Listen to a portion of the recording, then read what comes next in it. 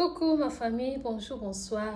Bonjour, bonsoir na papa, bonjour, bonsoir na maman. Ça dépend, il y a air vidéo Coco Melayo, il y a bonjour, topé, il y a bonsoir. Vraiment, j'espère que vous allez bien. Et dans ensemble vidéo, Coco Melayo, à bonne santé. Ceux qui peuvent écouter l'io, santé, zo déranger, nzambalo, la peso kimia, peso guérison, dans les noms puissants de Jésus. Voilà, toloba toujours, esika, oyo, batabo, moibaza, et banaka, totiaka nzambe liboso, et après nyoso, et akakoya, na sima. Notre Père, les dieux fidèles, les dieux d'amour, Yahweh Topesio, merci. Merci El Shaddai, merci l'homme de Galilée, merci na souffle de vie, merci na bomo ya papa mama, ndekwa mwasi ya mobali osalingolu ya koluzwanga, ya kolandanga na tango yo.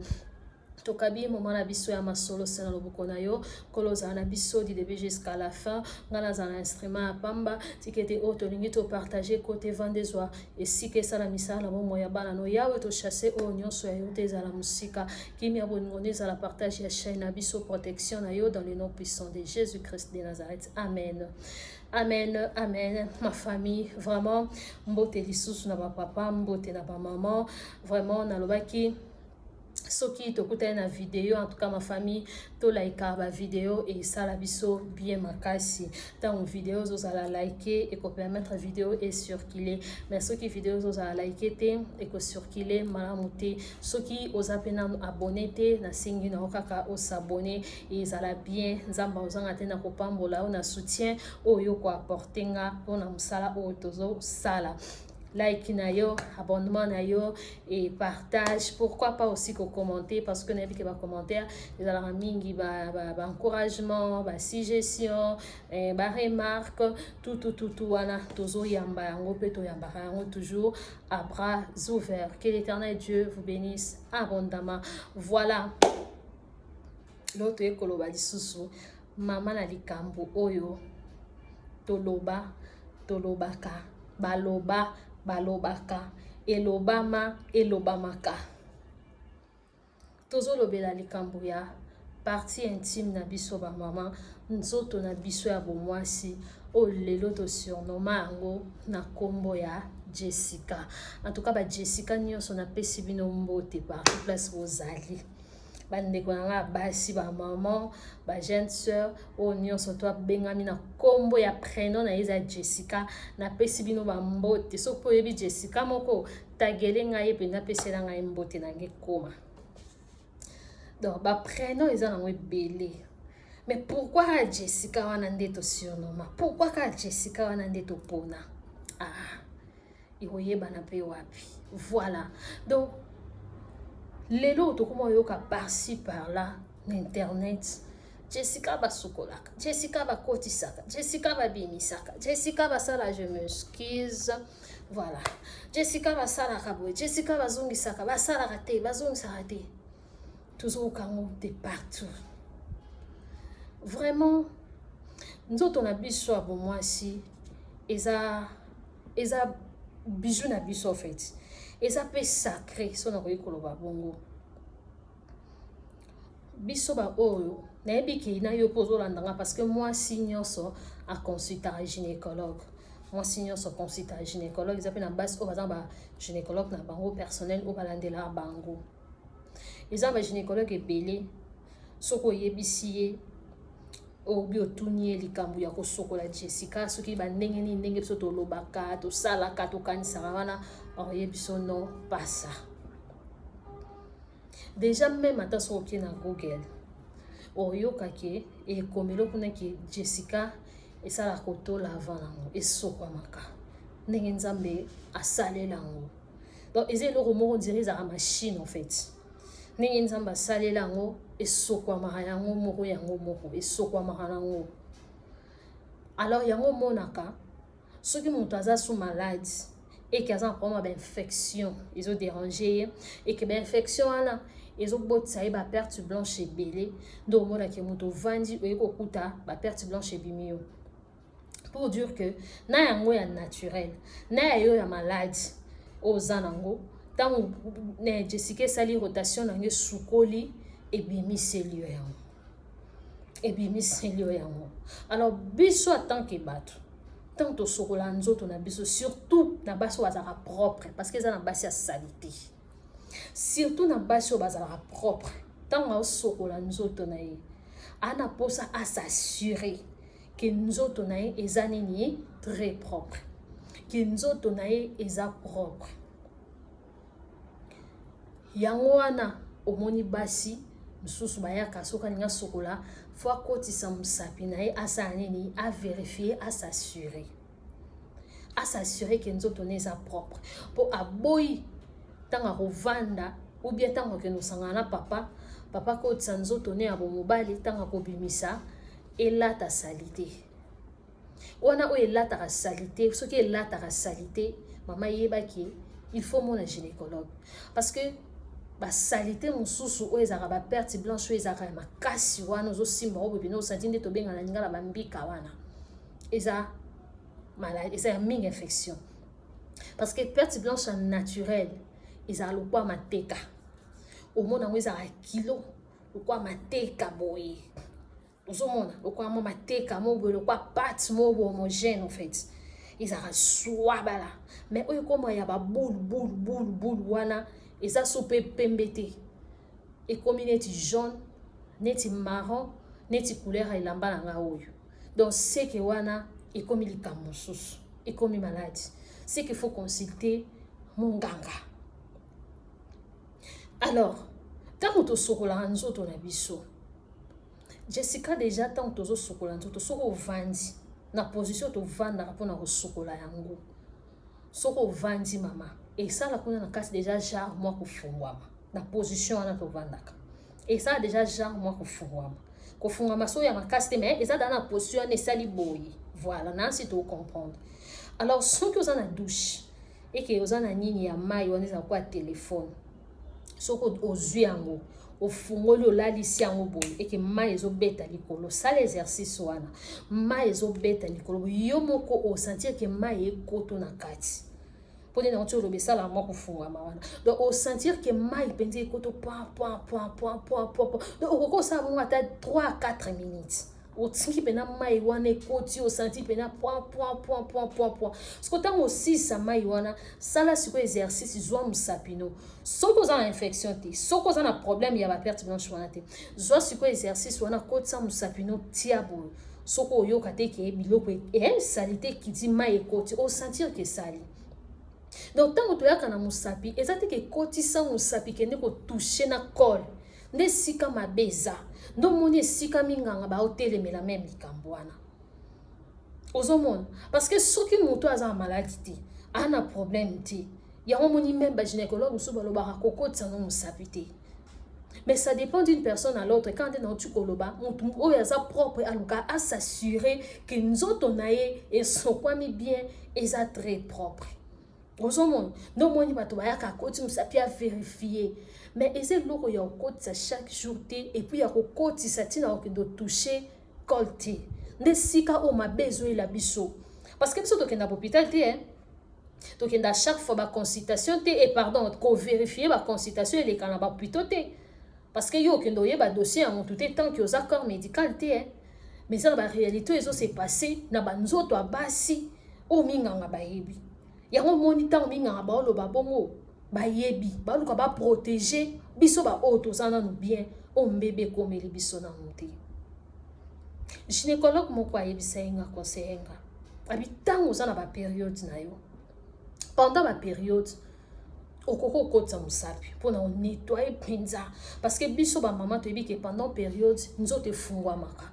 wana nansi eza expérience oyo bino bosala boyebi ke soki mwasi aza na bapériode na ye nzoto efungwamaka mpenza omona mpenza yo mo mpenza ntango osokola osenti point efungwami période wana makila ebimaka wana. Alors ntango ebimaka eza mpe na baoyo ebimaka ya bakayo ya mike mpe ya minene defo ebimaka mais ya mike mosusu omona etikalaka mosusu mpe kobima mosusu mpe etikala na kati fo ntango ozosokola fo nettoye yango bien obimisa yango bien mpona koevite bamauvaise odeur yango wana omoni pendant bapériode bongo okokotisa mosapi no mpenza normalement ozokota mpenza ozobimisa basalite wana ntango bapériode obia ntango esili onettoye mpenza osentir ke non bapériode esili nabimisi mpe badeshe nyonso tu oyo kokaki kotikalanga na kati. mais kokomisa nzoto na yo chaque heure nyonso to nalobi te ke okokokotisa no mosapi no légèrement eloko wana olobela nde légèrement parce que oyo biso tosalaka wana oyo yo osalaka wana ya kobouscule yango déjà eza eloko moko boye oyo eza très sensible. Alors ntango ozosala yango bamouvement moko bozosala yango biloko moko boye oyo ezosupporte te mama nde esika oyo ezomemela biso bamaladi kidikidi. Et aussi on a aussi ça ba mauvaise odeur na Jessica soki eza na ba mauvaise odeur oyo eza ya makasi nde na oso ba tout à l'heure eza maladie, eza infection parce que ba infection eyaka na mauvaise odeur nde ebotsaka bambika wana. Mais Jessica yango moko ezaka na odeur nango naturelle on nzamba salela yango. Atako tokosalela saforel. Atako tokosalela saforel. Mais ato saeli saforel. Soko vandi ata osokola ki par exemple 7h 8h. Tioko matam susu ba 19h 18h soki na nosoko te peut-être ozaki na msala le tozonganda. O sentir que Jessica ne comme na solo nango ya naturel o nzamba kilango parce que ça na solo nango ya naturel. Et puis une chose aussi photo yeba que solo Jessica na est naturel,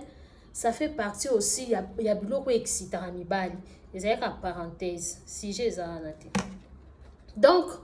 atako to osala na biso saforel. Mais au moment que après comme soko sali pipi na journée moi 3-4 fois même si au pango ça mais au senti comme moi solomo boyer Jessica naturel wana c'est tout à fait normal parce que saforel ekotaka na kati ya Jessica te oki olukela ngo nini pona na kati saforel ekotaka na kati ya Jessica te et ça te ko fongoli saforel no bo sopi okotisi koto et ça produit et ça recommandé na kosoko la partie intime mais ya okotisa na kati te. Surtout mingi pona sima derrière. Mingi pona sima. Parce que sima toyebi kaka. Omoni. Après, malgré ko sokola pe sima ngona saforel mais ezaka na solo wana naturel suka esa nini e ya obima. E ya obima. Ya wana soki sokoli sima na yo, il faut toujours ko esuyaka. Kotika sima nona maite. Tango sukoli yango tango ozo epansa ozo sécher nzoto no na serviette no ya nzoto luka ozala pe na petit serviette no ya na ngote mais za ba vidéo eza so bokiti bomona na laksa ba petit serviette luka ozala pe na ba petit serviette na yo o ko sa nini oko sécher na sima soko sécher na sima na yo so ozala huile no ya coco soit vaseline soit beurre de karité naturel oko tia na maboko olekisi o mona ke oza prompt Ozo monde. So poza pe na ngote séché na okaka. Mais ça ba bloko yo ba moins donc ça ba bloko basi mingi to zanga ngote na ndako fait. Voyez, voilà.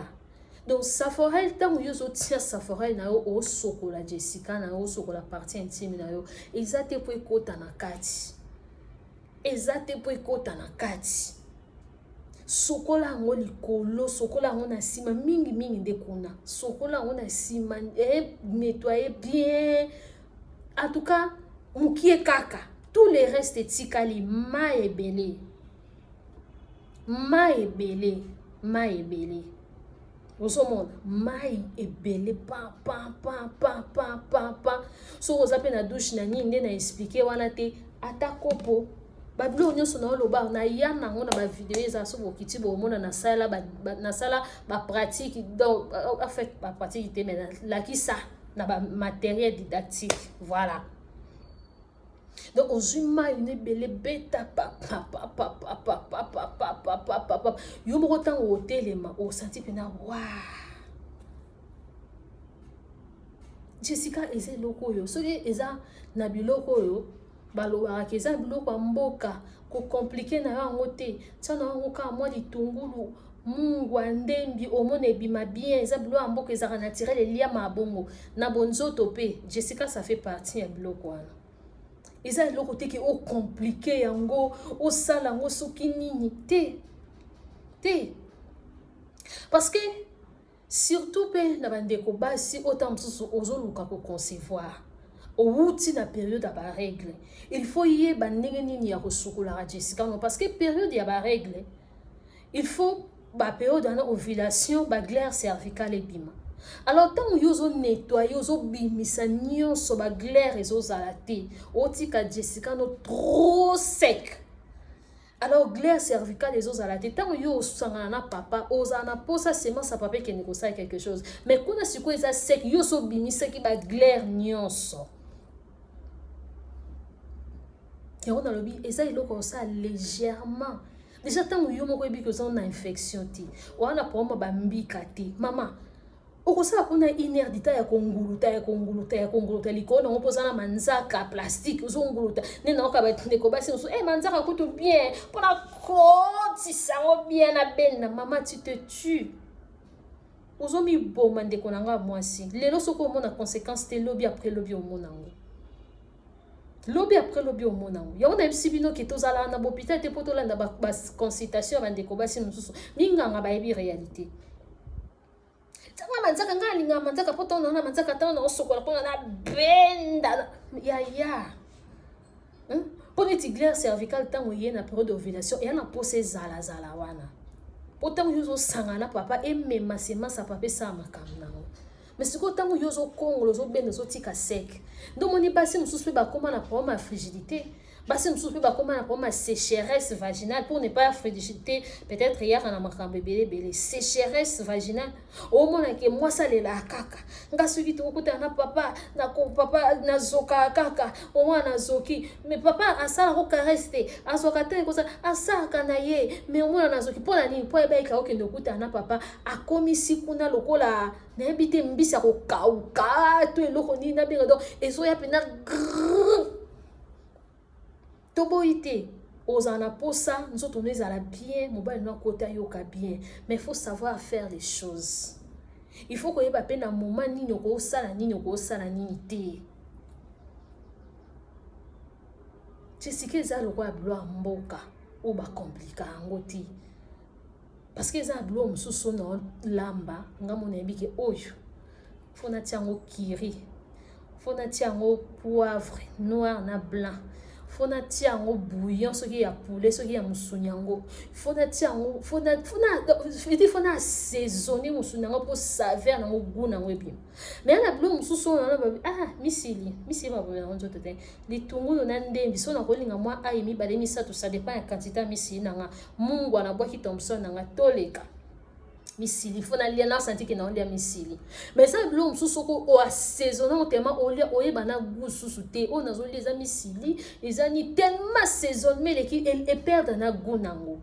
je sais que ko perdre goût nango te et ko perdre saveur nango te et ko perdre solo nango naturel on nzamba saela ti yango moni ata na lobi ata kotoko sala saforel o kovanda er moko ka solo wana c'est que tango sali rotation nango bimisi do saveur nango bimi kiti yosko koya okoluka osala ngo sokini ndo pona yo ekokoma yesu te ekokoma blanc plus que la neige te po eza bongo fo eza la bongo nature nango eza yango wana eza bongo nalobela na mpe bino bamama bokenda kobenda balèvre ovandi na balèvre na yo benza bomilukela maladi yaya nzambe ndasala nzoto ndenge eza bongo eza na basentiment nango eza na ndenge nango siko yoka nde yeba nde ndenge osala makambo yeba nde ndenge osalela ngo bobebisa nzoto bodeforme nzoto bokomisa nzoto salite pourquoi biso toabana baluba ngana moluba 100% toyebi biloko wana mingi esalama mais eza biso tosala ngo ti biso tosala ti pour nzoto nange ya sacrifice ya bongo ya bilo mosusu edegutaka talaka forme nzoto wana nde ezala talaka forme ya parti wana nde ezala babiloko bino bobenda wana déjà sans kobenda yango tala ngo kaka nde ezalaka siko yozwa o epesa elengi kele elengi siko ntango ozala bongo elengi eza te apres kobenda yango apres ekomika biloko ya mayebo na elengi te na goûte na aspect te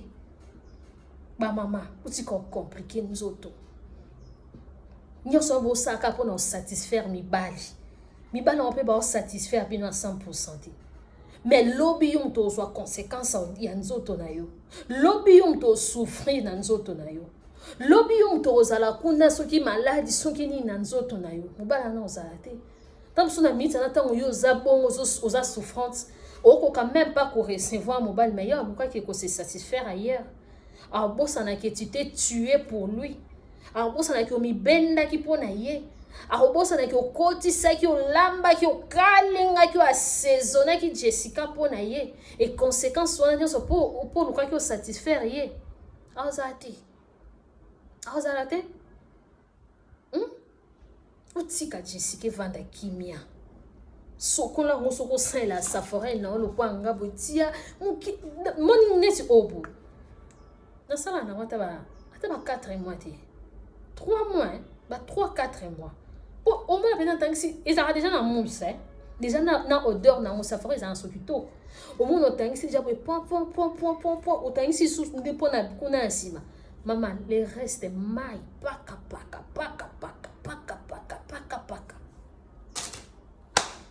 pour nga déjà c'est bon parce que oh ils a savon intime ils a recommandé nebi que ça va me souba recommander on ceux qui va sentir que ça infection ko peso ba antibiotique en mela ba ko recommander pe ou bien na citéal on se peut dans citéal ça fait na citéal ming ba recommander on so mutana ba une sorte d'infection ça dépend ngana gynécologue te au bon ba komelio ngo soit citéal ba komelio zo sukola ngo ozomona voilà mais nga siko lokwa bana na meka ngo na sepela nga na odeur na mona pesa na tikala na nga na ona saela libanda po mai na nga c'est tout pour moi na bombite si vous avez na saela on te nga na kosa bino pende ba mso ba kosa nga ka ma pamba te nga na tara saforel mais na kota ne na kati tiki na sokola saforel na nga libanda na sima po na ko éviter ba mauvaise odeur mais odeur à Jessica so yo vandi e yaka na ka kopima pour na yako sabino te nga ma ya pamba na bombi saforel na sima caméra na saela rapina saforel mais na compliqué Jessica na ngati compliqué nzoto note mama nyoso yo na manzaka wana so teki milai bo koko yo ma pena zo koto zo sentir pena donc wana penza ozo toucher fleur vaginale ou toucher fleur vaginale alors que fleur vaginale na nini dezaka na musala nango na glaire tango memaka fleur vaginale faut mema donc au senti oyebi yango ti eza kwa nini essuie bozo senti mbuma na kati siko mbuma na soki ya yo déjà c'est si la po yo kongo la oso zoki sango nyonso so longola nyonso nde pai wapi ba maladi zoya nde pai wapi ba maladi zoya parce que loko ezo protéger yango wana loko ezo samsa na ngo yango wana jusqu'au longo se tikali plat ba so nzamba saki on faisait plat nzamba sala ki on tinda ki on faisait ki plat oh loko yo na ngulu tango ya siko compliqué nzoto na bo mwasi et a bijou na yo eza bonne santé na yo tika ko compliqué tika bibenda bikotisa binguruta oza maladi kendo mona gynécologue a komelo antibiotique so pas komelo saforel so pas ça il a déjà so pas komelo citéal so pas komelo ba mususu kidiki et ça gynécologue nda komelo ça dépend ya maladi akutie pas non ko compliqué nzoto te utika Jessica vanda kimia pour nous pesa mobile no sentiment dépendre na yo na travail na yo na ndenge osalela Jessica zalaka propre c'est tout parce que Jessica déjà est propre pesa na mobile no sentiment parce que Jessica ils ont senti bon solo na moi naturel wana o excitera mobile ya bien wana ya propre déjà ça déjà excitation il y a déjà loko ils ont excité mobile allez le reste fait ton travail le reste fait ton travail jusqu'au limite bloko nyonso osala soki nini yango ndeke esalelo mosala bandeko basi il est temps to gagner temps batela nzoto na yo entretenir nzoto na mai nga na conseiller bino safari mais kokota on a quantité so pour monde que on osala on écart à 2 jours 1 jour et ça peut m'abêter nous au monde pour neti semaine autour aussi ça neti nga semaine autour aussi ça na ko bana sala moi je crois 4 fois au monde so neti na ba règle na simba na nga monter pour na période à règle wana beta ka mai pa période à règle to règle aussi là ni na tu ko expliquer bino de gynécologue a expliquer nga nettoie bien obéti en likolo wana kandi na lobiana esili période à règle na simba na nga monter pour période à règle penzo to so eza ya kofunga mafoko éviter ba blo mususu mai kaka kolati lingwanda na yo longoli olati tango ezosila na nzoto esali mwa kozonga nde okokosalela yango mwa 2 fois attends écart à 2 jours écart à 1 jour donc de sorte que nzoto nelumba sola mabe wana ti solo est dégoûtant mibali te zala plutôt na solo oyo ko exciter mobali. Après le reste est fait au travail. Que le Seigneur vous bénisse, ma maman. Tout est ko battre dans nzoto na biso et ça sacré. Évitez bi tia évitez bi baka, évitez bi sala et qu'on nuire yo. Alors mutu oyo zo sala na po osepelisa